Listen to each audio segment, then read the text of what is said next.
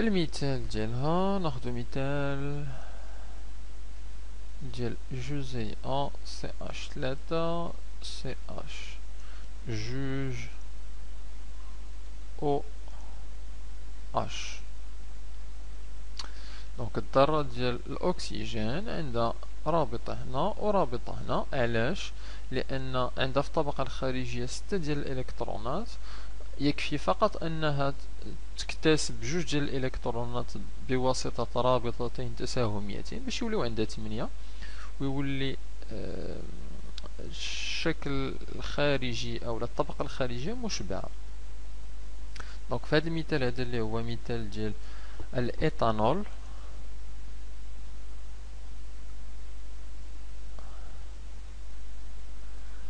اللي هو من الكحولات، يعني المجموعة المميزة ديالو هي مجموعة الكحولات. شنا أيضا مثال فيه الأكسجين. دونك هنا الأكسجين عنده رابطتين تساهميتين،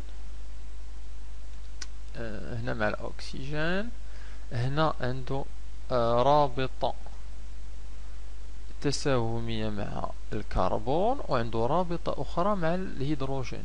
دونك هنا ما بانت ليناش، ولكن فاش رسمنا الصيغة المنشورة بانت. ها وحدة ها جوج. اوكي، الوغ نكملو. وي، واحد الملاحظة أخيرة باش عاد ندوزو الدرس. الوغ خلال هذا الدرس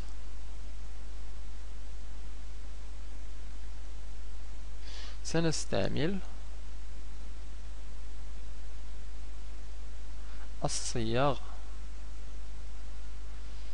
اللي غادي نستعملو بزاف، هي الصياغ شبه المنشورة.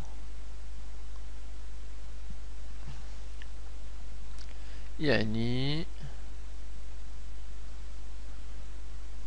هاد الصياغ هادي لن نظهر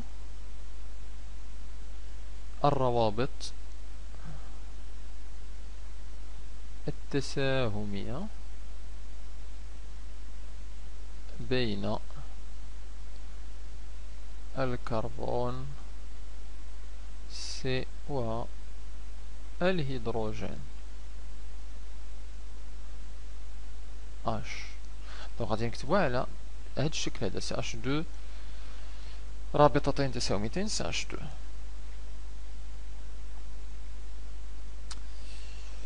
اوكي، الوغ ندوزو دابا للدرس ديالنا.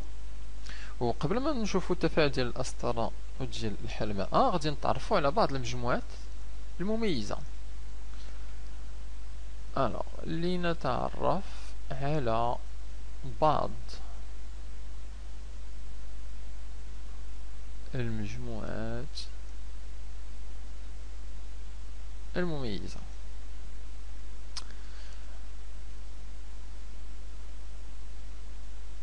غادي نشوفو 4 ديال الأنواع.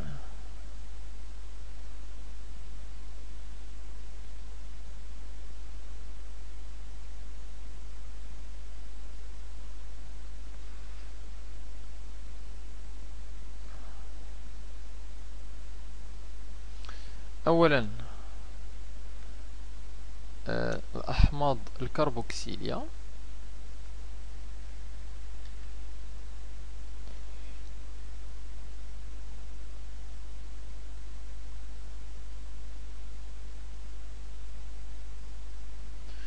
ثم غادي نشوفو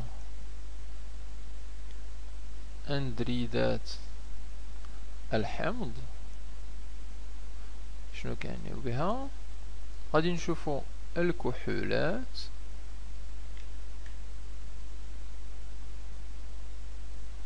وغادي نشوفو الاستيرات.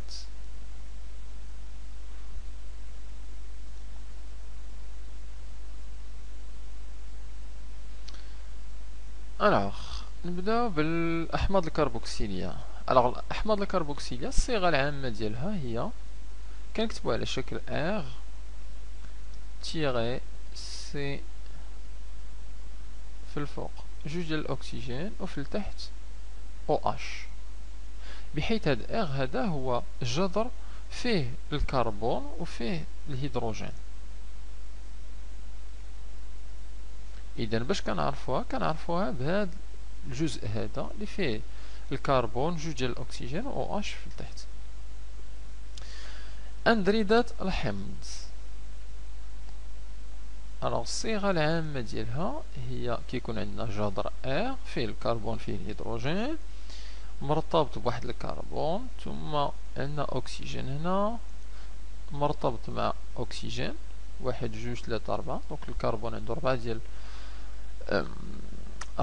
الروابط التساهمية، ثم كربون آخر بحال هكا، وهنا جوج مع الأكسجين، ثم هنا عندنا R اللي هو أيضا جذر فيه الكربون و الهيدروجين. دونك إلا لقينا هاد الشكل هذا OCO مع R و R هو اندريد ديال الحمض. الكحولات، الكحولات كيكون عندنا جذر وملصقة فيه OH يعني أكسجين مع هيدروجين، بحيث نفس الفكرة R وجذر C و H. الاسترات باش كنعرفوهم كيكون عندنا واحد الجذر نسميوه R مرتبط مع كربون، الكربون مرتبط مع الأكسجين، ثم مرتبط مع أكسجين هنا، ثم مرتبط مع R بريم، بحيث هذا الجذر هنا عندنا جذر R وهنا عندنا جذر R بريم. الوغ هنا كنسميوهم هنا الأسمياء، دونك هذا هو السلسلة الرئيسية،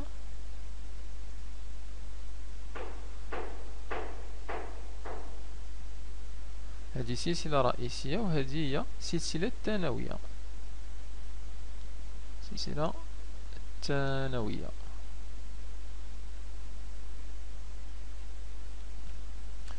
بطبيعة الحال R اللي كنتكلمو عليه هنا ولا R بريم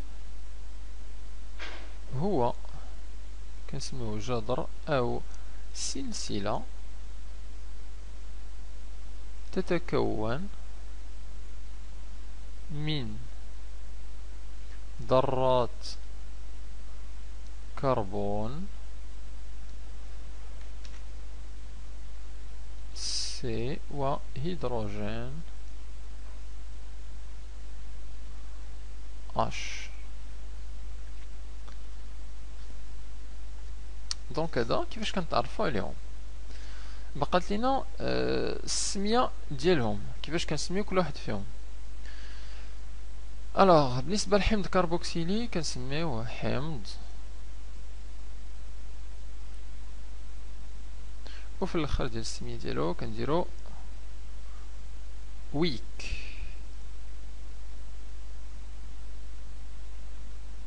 غادي نعطيو امثله. المثال اللي ديجا شفنا واحد حمض البروبان ويك، دونك عندو ويك في الاخر، وكنبداو بالحمض هو C2H5COOH.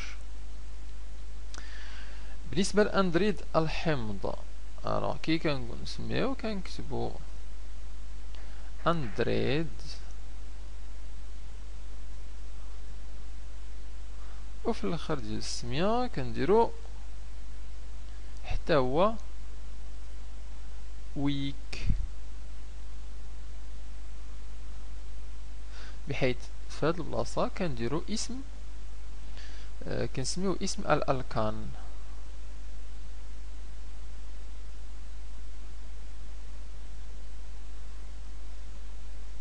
يعني الميثان، الايثان، البروبان، البنتان، البوتان، البنتان. وهنا ايضا عندنا اسم الالكان. ثم الكحولات، الوغ الكحولات شنو كيفاش كنسميوهم؟ نديرو اسم الالكان ومن بعد في الاخر كنديرو اول اللي هو بالفرنسي في الاخر اول. الميثانول، الايثانول، البروبانول اكسيتيرا. ويك بالفرنسي كتكتب او اي جوج ديال النقط فوق الاي ويك. دونك البوتانويك، méthanoïque, etc. La même chose là. Andride, c'est un andride de butanoïque, par exemple. ثم الكحولات دونك هما هادو مزيان. بقى لينا الاستيرات. الوغ الاستيرات دونك كيتكون من جوج الحوايج، كنسميو السلسله الرئيسيه عاد كنسميو السلسله الثانويه. دونك كنجيو بحال هكا كيتكون من جوج الكلمات. الوغ الكلمه الاولى كنديرو وات في الاخر،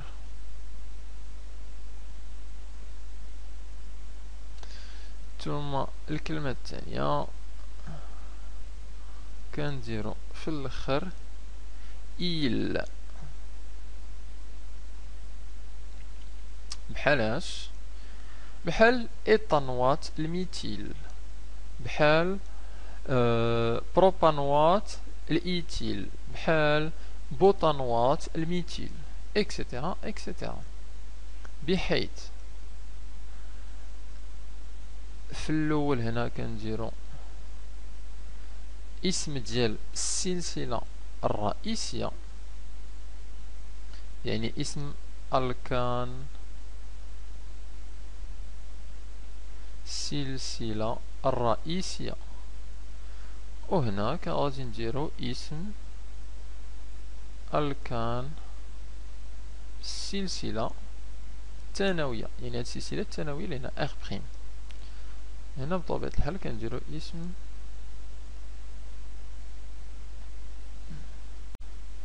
الالكان. نعطيو امثله دابا لهاد الاحماض الكربوكسيليه، اندريدات الحمض اكسترا. الوغ الا فرقناهم دائما بحال هكا،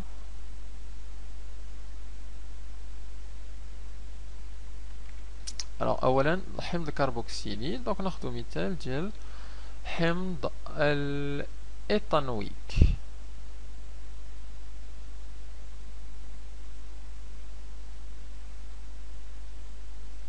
حمض الايثانويك كنكتبوه سي اش 3 سي او او اش، وإلا رسمناه غادي يعطينا سي اش 3 مرتبط مع كربون، دونك مرتبط مع اكسجين عاد او اش. يعني الا قارناه مع هذا اغ اللي هو الجذر اللي قلنا فيه سي وفيه اش، في هذه الحاله هو سي اش 3، وهذا هو حمض الايثانويك.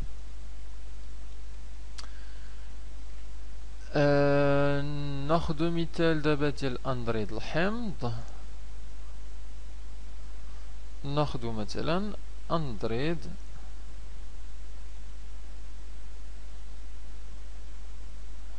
الايثانويك.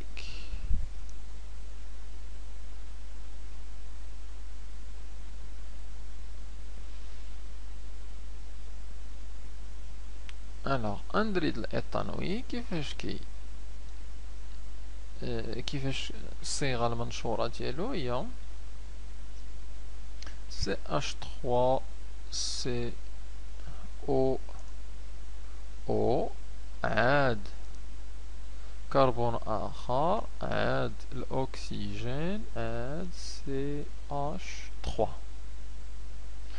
اذا عندنا الصيغه ديالو العامه اغ، في هذه الحاله الجذر اغ هو سي اش 3 هو، دونك غادي نسميوه اندريد الايثانويك كما قلنا هنا اندريد، وكنسميو اسم الالكان وكنديرو الويك في الاخر.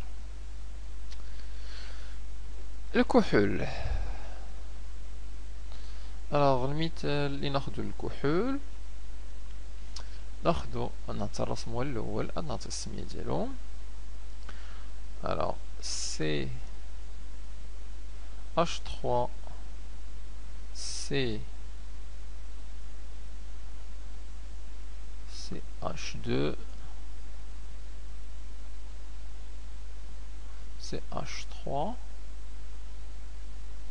ثم عندنا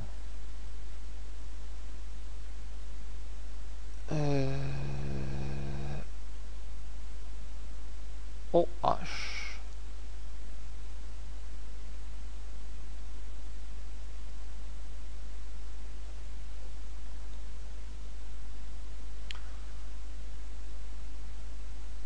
دونك هذا اللي عندنا يعني واحد الجذر ار ولاصق فيه او اش. الوغ سميت هذا الكحول هذا هو البوتان جوج اول. البوتان جوج اول، علاش هاد جوج هادي؟ كتعني ان الجذر فين لاصق او اش هو الكربون الثاني. دونك هذا التسمية ديال الجزيئات العضوية اللي شفناها في السنة الأولى بكالوريا. دونك كنرقموهم انطلاقا من داك الكربون اللي قريب من او اش. دونك واحد جوج ثلاثة أربعة، إذا الجذر ديال او اش لاصق في الكربون رقم جوج، إذا البوتان جوج اول. نشوفو دابا الاستر.